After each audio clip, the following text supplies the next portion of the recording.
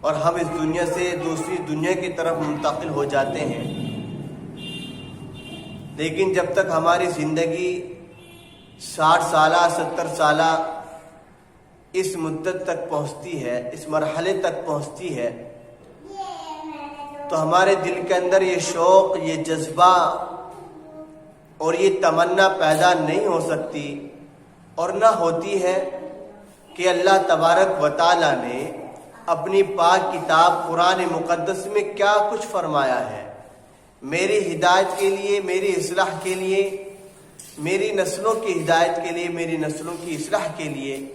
گھر کو سنوارنے کے لیے، آخرت کو بنانے کے لیے، اپنی نماز کو حسن دینے کے لیے، اپنے معاملات کو صحیح نہج پر ادا کرنے کے لیے، اپنے تمام کے تمام اخلاقی پہلو کو درست کرنے کے لیے اللہ رب العزت نے قرآن مقدس کے اندر تمام کی تمام پہلو کو ذکر فرمایا ہے۔ لیکن ہمارے دل کے اندر یہ شوق اور جذبہ پیدا نہیں ہوتا کہ ہم اس دنیا کے اندر رہ کر 60 سال 70 سال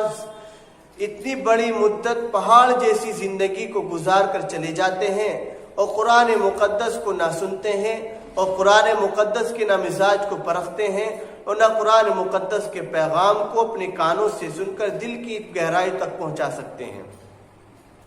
یہ شوق ہی پیدا نہیں ہو سکتا